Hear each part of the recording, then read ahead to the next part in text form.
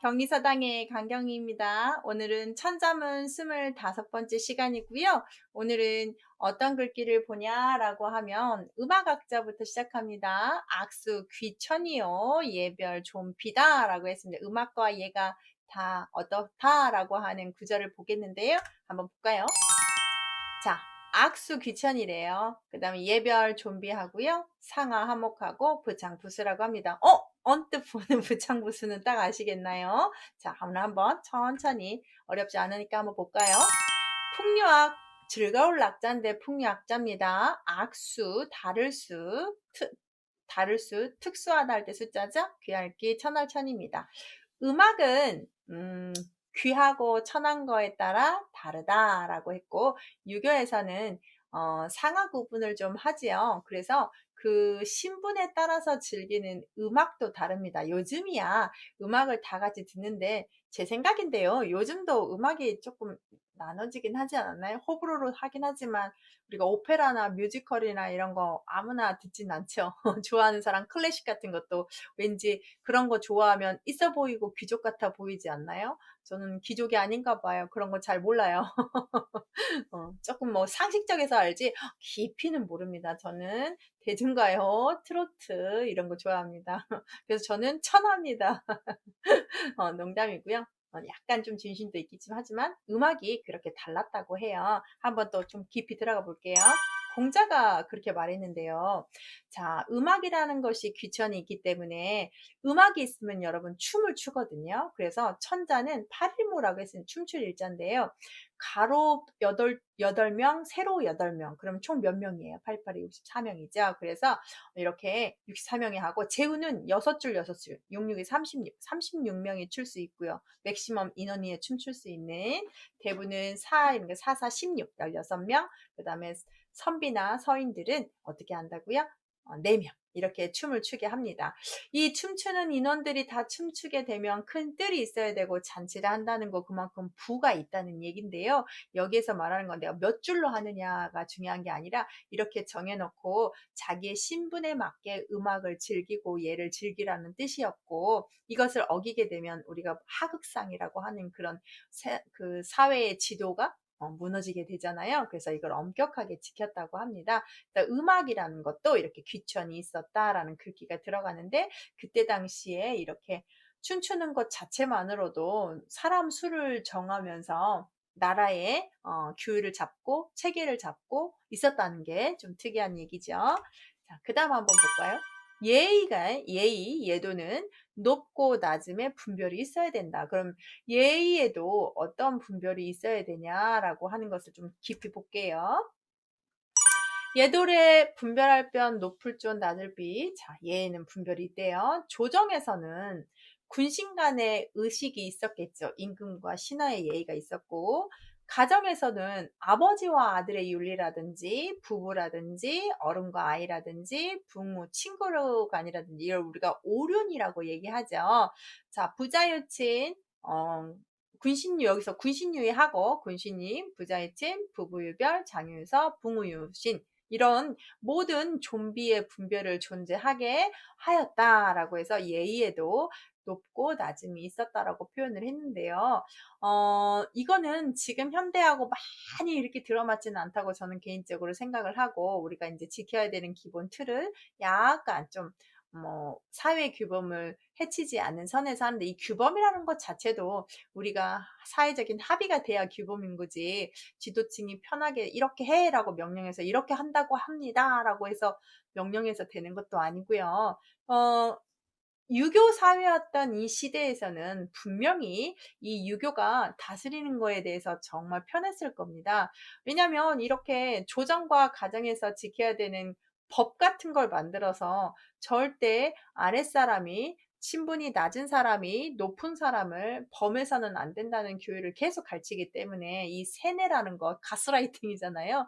엄청나게 했다는 얘기는 사회에 지위가 나눠져 있다는 건데 그것이 지금도 현재까지도 남아 있어서 어디 감히라는 말 하면서 우리가 아랫사람이 윗사람을 치고 올라오는 것들을 제재하고 못하게 하잖아요. 그래서 임금과 신하, 아버지와 아들, 부부간의 장유유서도 어른과 아이의 차이, 친구 간에도 이런 분별을 존재해서 사회를 유지하는 법으로 썼던 유교의 또 하나의 증거로, 문구로 저는 생각하고 있습니다.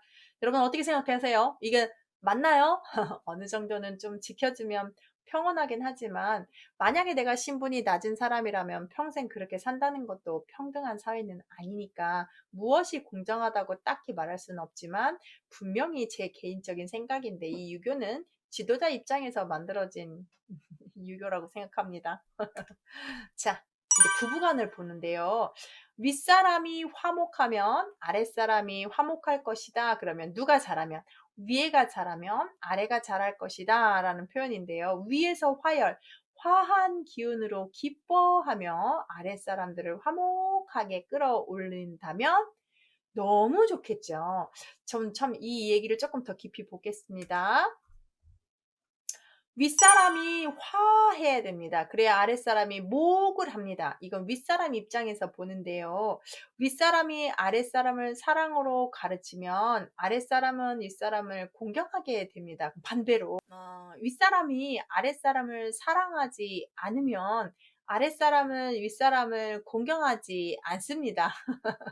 참 그러니까 이걸 뭐 계산 논리로 할 수는 없는데요. 위와 아래를 이렇게 좀 구분을 짓는다면 저는 분명히 윗사람이 잘해야 된다고 생각하는 사람 중에 한 사람입니다. 아랫사람이 아무리 잘해도 윗사람이 바르지 못하면 이 관계가 이루어지기가 힘들다고 생각해요. 반대로 아랫사람이 별로인데 윗사람이 잘 이끈다면 충분히 아랫사람이 바르게 될 수 있다고 믿습니다. 그래서 윗사람이 잘해야 된다라는 생각을 하는데 그렇다고 해서 윗사람한테 모든 책임을 진다는 말은 아니고요. 그래서 윗사람이 사랑으로 아랫사람을 잘하게 되면 아랫사람도 공경할 프로테이지가 좀 높지 않겠느냐 이렇게 본다는 거죠. 그런 의미에서 앞에서 끌고 가는 사람이 좀 어깨가 무겁고 리더들이 확실히 잘할 필요는 있고요. 회사 생활을 많이 하진 않았지만 아이들 지도하는 입장에서 저는 항상 앞쪽에 있고 이렇게 강의하는 입장에서도 그렇고 이 유튜브를 운영하는 입장에서도 저는 항상 위하잖아요. 그래서 확실히 위에서 잘하게 되면 아랫사람들은 잘 끌어오게 되는 리더십이 있어요. 분명히 있습니다. 그래서 화가 먼저고 그 다음 목입니다. 이걸 구체적으로 다시 아랫줄에서 얘기를 하는데요. 지하비부, 남편이 불을 창 먼저 선도하면 아내가 그 뒤를 따를 것이다. 이거는 상하관계를 얘기하는 것이 아니라 그래도 이 유교 당시에는 남자가 신분이 약간 위니까 자 남자가 잘 끌고 가면 아래인 부인이 따르게 될 것이다 라고 해서 구체적으로 좀 보죠. 우리가 부도화의요. 부덕 유순이라는 걸 사자서와 구절에 나오는데 잘 보시면 남편은 남편의 도가 어떻게 돼야 돼요? 화목하고 의로워야 됩니다. 부인의 덕은 어떻게 해야 됩니까? 부인은 덕스러움이 유순하고 순해야 됩니다. 여기에서 자 남편이 엄청 세다는 말이 하나도 나오지 않습니다. 화목하게 해야 됩니다. 화목하고 정의로워야 되고 부인의 덕은 유순하고 순해야 됩니다. 이거를 꼭 이렇게 여자는 이래야 되고 남자는 이래야 되고 남편은 이래야 되고 아니 이렇게 된다라고 정의할 수는 없지만 아까 상하 화목의 관계대로 말씀을 드리면 윗사람이 잘 이끌게 되면 아랫사람이 갈 가능성이 많으니 남편이 끌 때 화내지 말고 화한 기운과 정의롭게 이끌게 되면 부인이 그런 덕성을 발휘해서 유순하고 순하게 해서 이 부부간의 부창부수가 된다라는 말로 해석을 합니다. 가는 말이 고와야 오는 말이 곱다라는 말을 여기다 뜬금없이 제가 집어넣고 싶은데요. 위에가 잘하면 가는 말이 고우면 분명히 오는 말이 곱습니다. 가는 말이 곱지 못하면 똑같이 곱지 못한 말을 가죠. 그쵸? 그래서 이 부창부수라는 것도 서로 잘해야 되는데 조금 더 설명을 가미하면 윗사람이 더 잘하면 좋겠지요. 그래서 경희서당 훈장님이 더 열심히 잘하겠습니다. 자, 오늘은 천자문 25번째 이야기 했습니다. 감사합니다.